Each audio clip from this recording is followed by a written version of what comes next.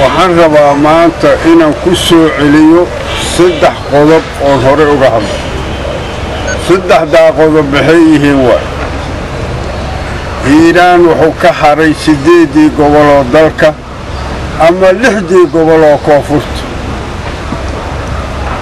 waxaan weydiisanay dawladda Soomaaliya waxaan weydiisanay UN waa ku soo celinaynaa maanta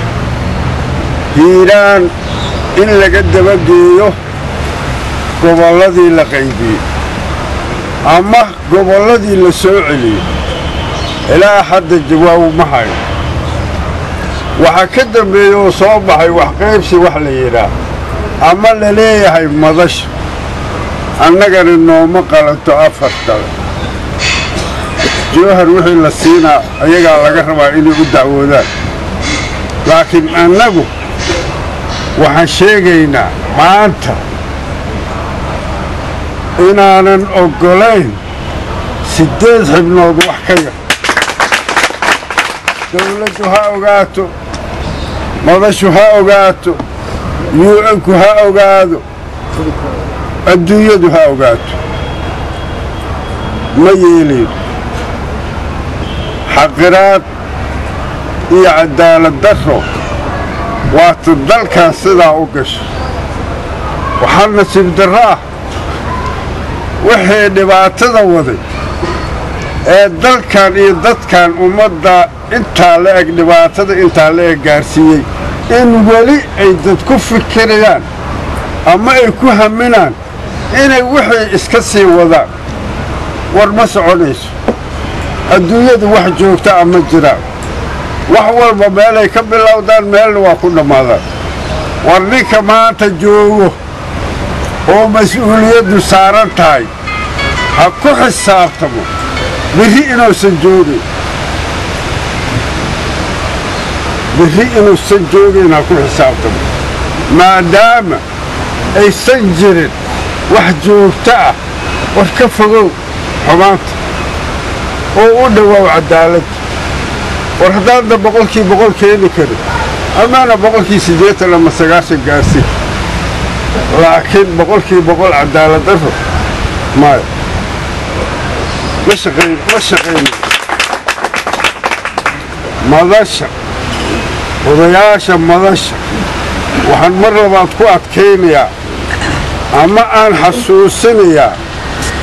dalku inuu u baahan yahay cadaalad. dadaa waxay abaabulayaan maanta oo 20 sano kadib in laysdilo oo qabiil laysu dilo ayaa dad ka shaqaynaya. ragga ka shaqaynayana waxay sheeganayaan inay mas-uul yihiin. dalkan wax ku qarsoon ma jiro wax qarsoomi karana ma jira. annagu dacwadayna waxaan u gudbinaynaa ama aan u sheegaynaa maadaama dawladdii Soomaaliya ee xuquuqdaynii xaqirtay waxaan u sheegaynaa adduunyada waxaan u sheegaynaa UN-ka waxaan u sheegaynaa beesha caalamka sidaas ha la ogaado. haddii aad aqbashaan maanta 4 xubnood oo Hiiraan leeyahay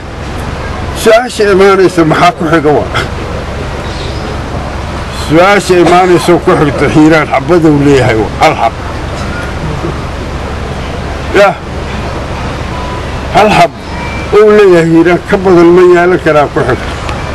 ogaada marka reer Hiiraan oo meesha loo socdo iyo waxa la rabo maanta waxbaa leedinku day haddaad aqbashaan ama adduunyo u xelataan ama adeer aad u xelataan ama abtiba aan dhahe berri maxaa ku xig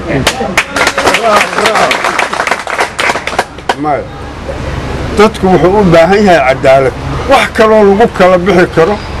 iyo wax kale oo lagu qanci kara ma jiraan. war dadkan 26 sano ama 25 sano xabadu socota حال قال وإلا سويدي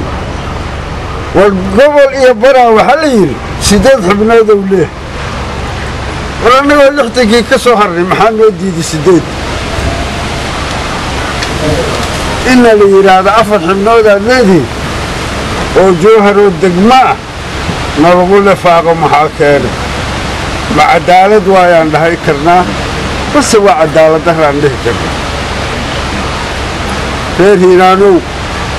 waxaad nacashay ama waxaad na dhacsan codeydii celinayso nin walbaa ku soo waxaan mar saddexaad aan xusuusino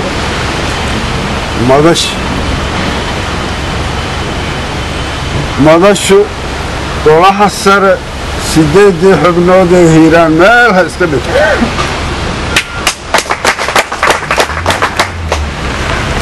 hadday dhigi wayso dadaanu nahay waa tashadooda bahashu waa meerto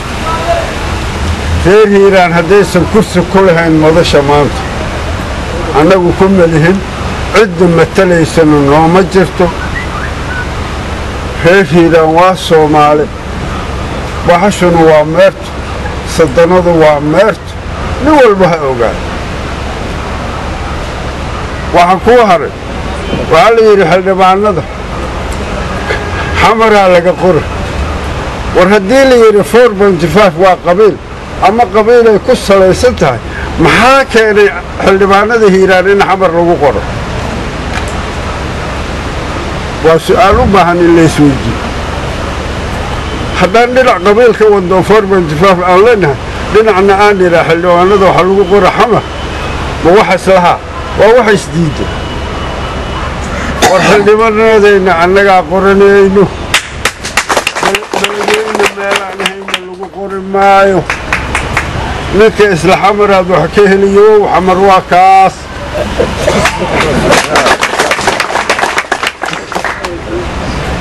laakiin ninkii aaminsan hiiraan aad wax ka heli gacmo furan waa soo dhaweynayna xamar waa kaas ninkii xamar rabo dad badan oo reer hiiraana ayaa hoomeeya lagu sisidaa oo la leeyahay hiiraanaad matalaysid oo horey gadaal loo wadaa war dawladdu shacabkayna ha noo dhaafto yaysan naga fidmayn yaysan balaayo abuurin ayaan leenahay dawladdu dadka hayna ha noo dhaafto 10 nin ama 20 nin oo hoomee lagu qaado hiiraan ma matali karaan nin walba ogow ciddii rabtay ogow waa mahadsantihiin